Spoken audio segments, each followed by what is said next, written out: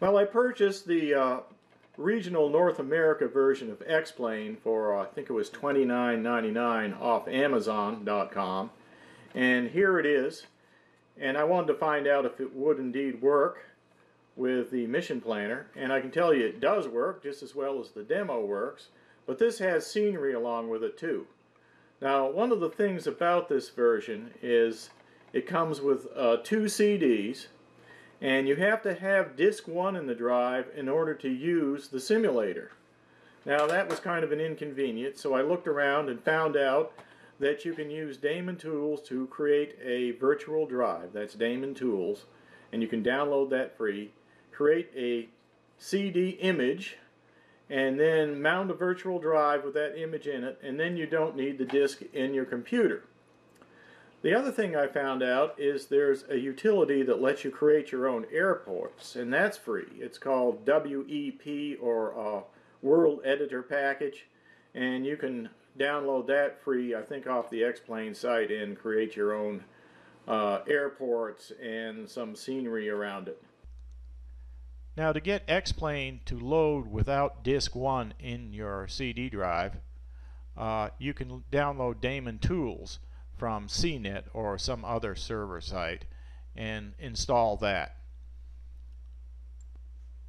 So after Daemon Tools is downloaded and installed, you can just run it.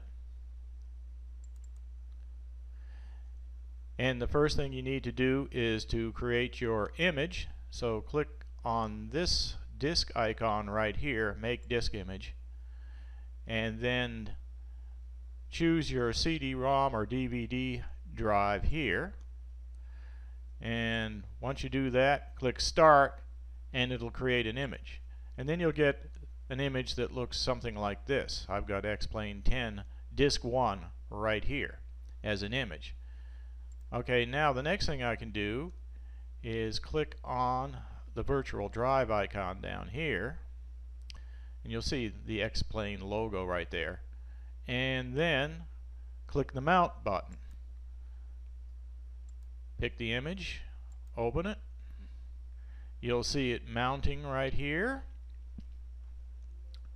and then once it's mounted, you can just go ahead and close Daemon Tools. Now that Daemon Tools has mounted the virtual drive with the image of X-Plane in it, you can take your X-Plane CD out of the drive. Now we can launch X-Plane without the CD present. So let's go ahead and launch X-Plane.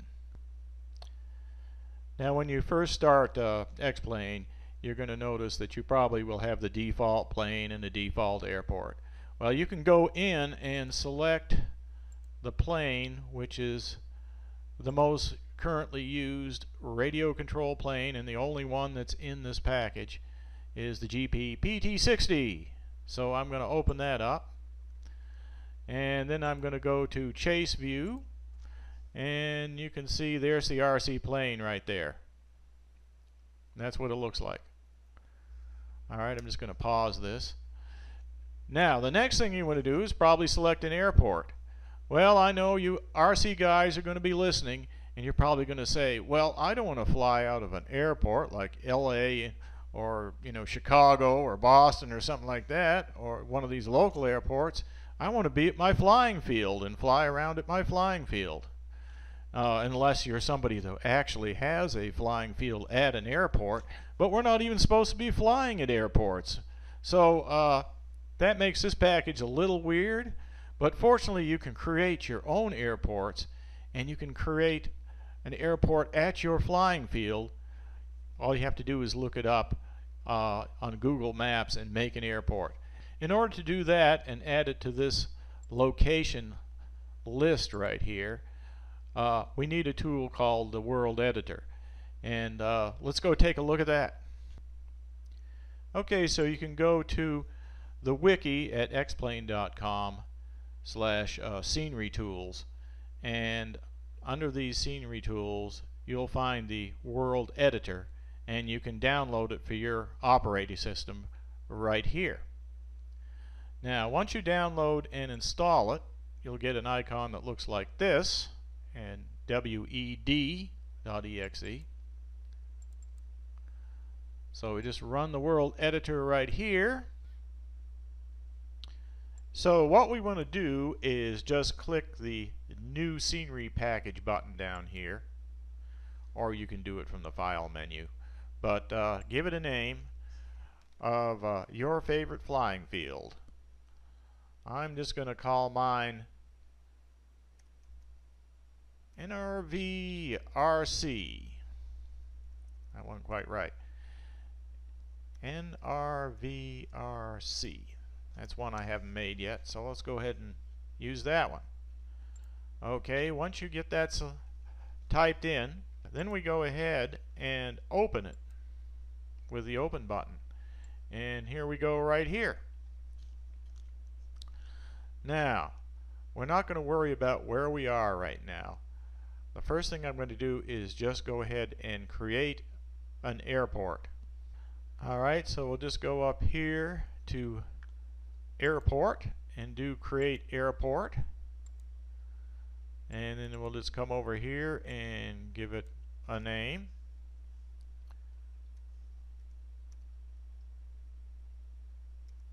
Next, let's go ahead and put us in a runway with this button. And let's just draw one in.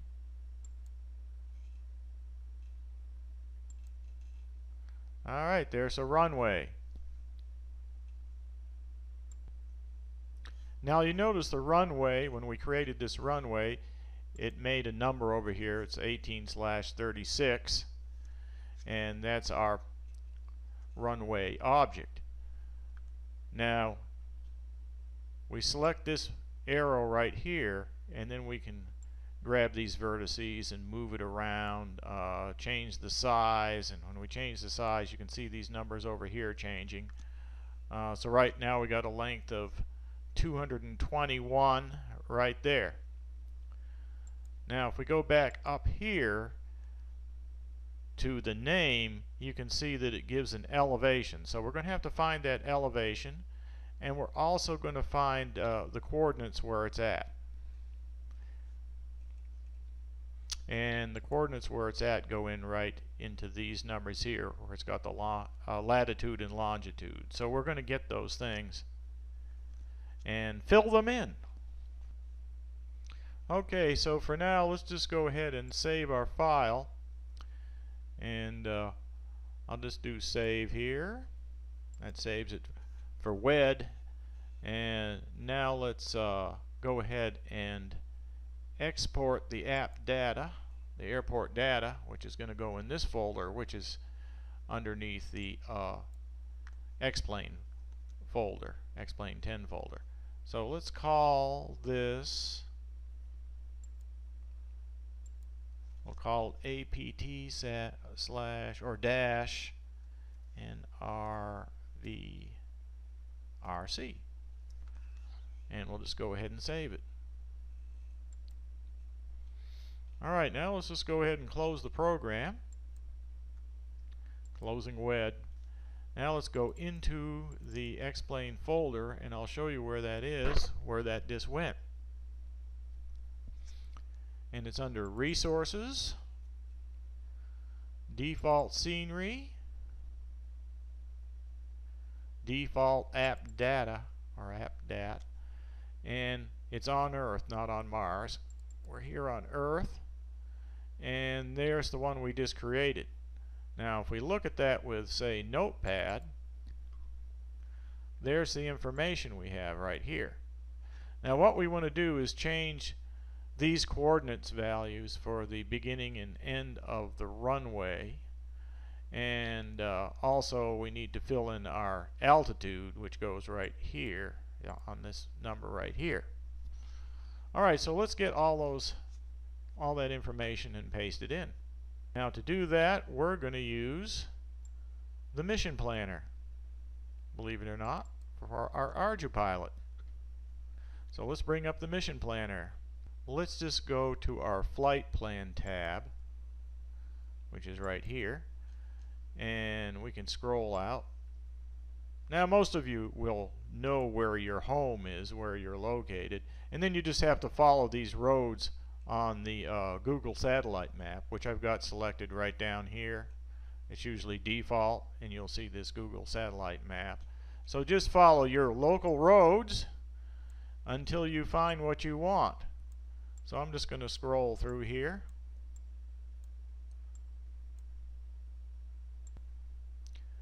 Okay, so I scrolled around and found out where the flying field I want was located, and that's right there. And what I'm going to do is just click there and set a waypoint right here. Okay, now I've got to drag my home. You can see the two are right there. So what I want to do is drag the home over to on top of that first waypoint. Now I can zoom back in. You see about where we are there.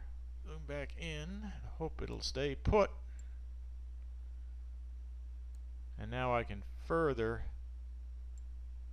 set my home where I want it to be, right along the airstrip.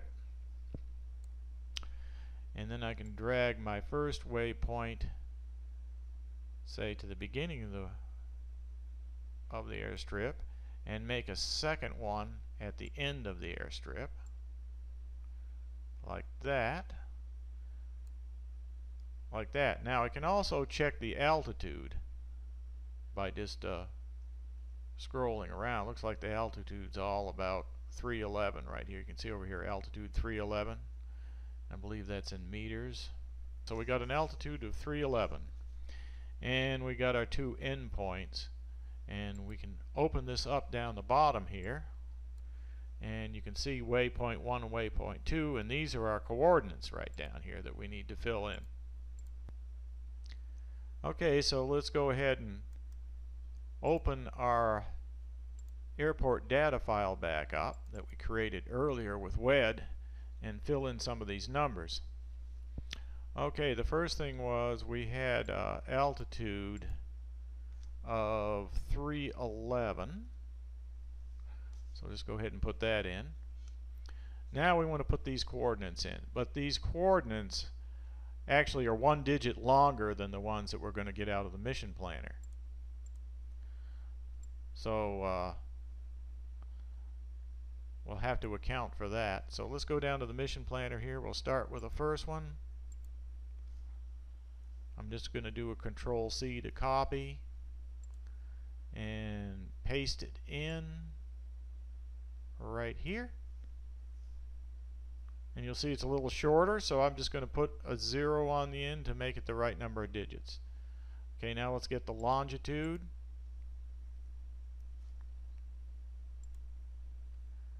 Put that in. Add the extra digit. And we'll do that same thing for the latitude and longitude of the second point. It's a little bit tedious and maybe a little bit hacky, but there's probably better ways to do it, but I'm not making a real fancy airport here. So that's everything I need into it right now. I'll just go ahead and save it. Close it. And that should pretty much get our data. Let's check it out. Open WED back up, our world editor, and we're going to pick our airport there, NRVRC. Open that back up, and that's what it looked like last time we looked at it. But what we need to do is import our app data that we changed, and it's right here. Same folder it was before. Open it up. I'll select it right here again. Import. Now there it is. That's our airport that's been modified. And let's view. Okay, I want to view meters, And we should have 311 here, I believe. We'll put in 311. I guess it was feet in the app data file instead of meters, so I just had to redo it there. Now you notice up here I've actually got two airports going on, and we don't need both of them, so we only want the new one. So let's just get rid of this one by hitting the delete key. There we go. Now we got just the one we want. Let's zoom out a little. I'm just using the scroll wheel to zoom in and out. Scroll wheel on the mouse. So I'm zooming out, and there it is, and it's looking pretty good to me. Now another thing we can do is we can add an airport boundary around there, and we can even put a windsock in. Things like that. Now you can find objects to add by just going into the library right here, and then you can go into airport and then common elements, and you'll see a whole bunch of stuff down here that you can add, and we can get into that. But there's already a windsock button right here, so we can just click the windsock button, and then we can place a windsock wherever we want it. I'm just going to stick it here for now. So we got one windsock, and you can see that go in right here. This new windsock, it says. And you can rename that. You can just have it be windsock, like that, whatever. And there it is. Okay, now as far as the airport boundary, we can bring the mission planner back up, and you see how this boundary goes around here. That's kind of what I would call the outer edge of it, where the trees are and everything. And we can go ahead and add an airport boundary by simply doing some more waypoints. So let's just go ahead and clear this mission. Not clear the mission. Yeah, clear the mission. So we're back to just a home thing here. And then we'll start. Now let's just go ahead and we'll go around in a counterclockwise fashion, because that's how they do boundaries in the World Editor. So we can just go ahead and make a point here, maybe one here. We're just getting a general idea where the tree line is around here. Go back in to WED, and let's add us a boundary to that.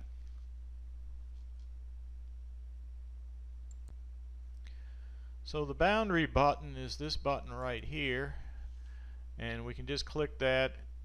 And now let's just go ahead and draw us a rough boundary in here. So we'll just start going around, kind of make it look like the one we had before. I don't know if it'll be exactly like it, but let's just do that. Alright, now that we got our boundary in, we'll just go ahead and save the file again, and go ahead and export the app data to the same file we did before, and we're pretty much done. And I'll just go ahead and close the World Editor again. Okay, so here is our file, and you can see here's the airport boundary right here, and there's the elevation in feet and the coordinates of the beginning and end of our runway, and there's the windsock right there, number 19, and 99 is the terminator for the entire file. Okay, now we just need to fill in these coordinates here with the ones that we pulled up in the mission planner. And we'll start with this one, and we'll just work our way around. And we may have more coordinates that are here, but we'll just put a 111 in front of each one until we get to the last one, which is 113, and just finish it off. So once you get done entering all of the data that you need to enter, just go ahead and save the file. And then what we want to do is copy this information into the end of our regular data file, of our airport data file. So I'm going to copy that with a Control-C. Then I'm going to open up the airport data file right here. And I'm going to erase that terminator, space down one, and add this extra airport. Okay, I had to put a minus in front of the name like I did these others so it would pop up at the top of the list in the locations and explain. So what we need to do is make sure that all our airport identifiers are unique or different. So these fields that you make yourself have to have unique airport identifiers or they'll conflict and they won't load in properly. So I've got quadruple A for the first one right here, quadruple B for the second one, and for the one we just made I put quadruple C, and that shouldn't conflict with any other airports. I'm just going to save that. So now our app data now has an extra airport in it. Okay, now back in the world editor, you can come down from the lib directory to airport and go to common elements and then go to miscellaneous, and you can just drill down around in here and find out whatever you want. But down in miscellaneous there's some tree objects, and you can just select the tree object and then go ahead and you can just place trees around the border, basically wherever you want, just to give it somewhat of a look like the actual airfield like that, and then you'll get a bunch of tree objects there and so forth, and they'll go in. And you can multi-select these, like you can click on one, come down, hold the shift key just like you can in any Windows object, and then you can take and drag them. Like if you want to drag them below airport, you can put them below airport like that, and then you can see it's below the airport boundary. And then you can just go ahead and save again, but you also want to go in and do export scenery pack so that the trees and the windsock and everything get saved into the program, and then go ahead and export your app data again into your same file and save that. I never export directly into the main app data file. Like if I was to go into here and select this one, that would wipe out everything in there, so I don't want to do that. I would have to copy it in later, so just save it to your airport data file. Okay, now let's just go ahead and close it. And once again, I'll just go through this one more time. You can open up your airport data file. There it is right there. Now you won't see the tree objects because they actually go into a different place. So there's no changes to that, even though I saved it. But if I go back, let's go back to the main directory and go into, so right under the main directory of Explain 10 there's custom scenery, and if we go in there you'll see our airport scenery went right in here. So that's where it went when we exported the scenery pack. Alright, so we're pretty much done. Let's just open up Explain and see if we can select that airport.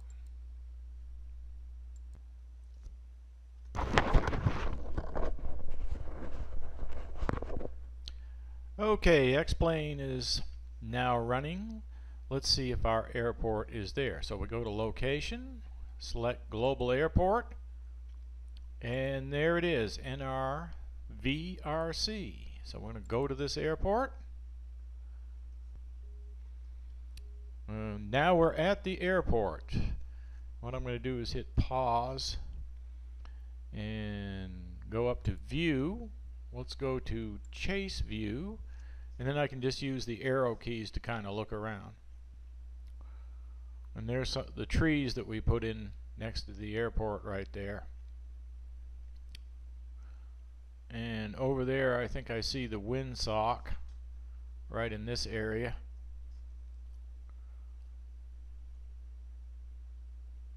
So there it is.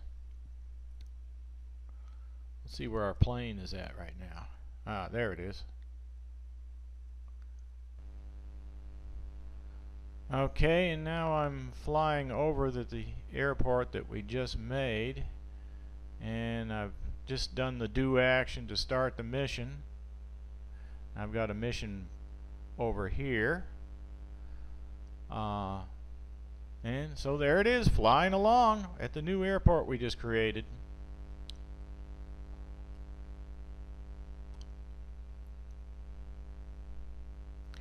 And right now it's in auto because it's flying the mission. It's going around these waypoints right here. It says it's coming up on waypoint 6. Now it's going for 7, which is this one. And now it's going to turn and make 8. So coming back, and there's the airport right there that we created. We might want to move it over a little bit to this patch here, I don't know, but it looks right. Yeah, that patch is actually over here. Let me show you on that. On this, that strip that we're seeing is actually right there, so the airport's actually in the right place, I believe. So it's looking good, and I believe the mission's over. It just reached the last point, reached waypoint 8. So now we can just switch back. Watch this when I flip the switch on the radio.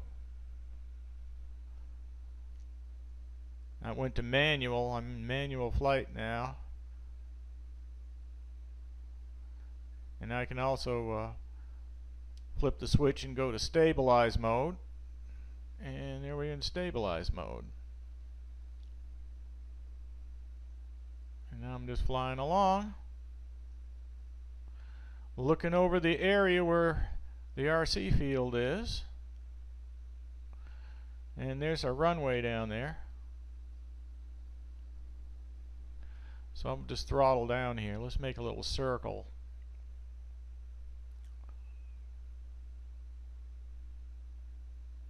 I'm just really surprised any of this actually works. It's just fantastic.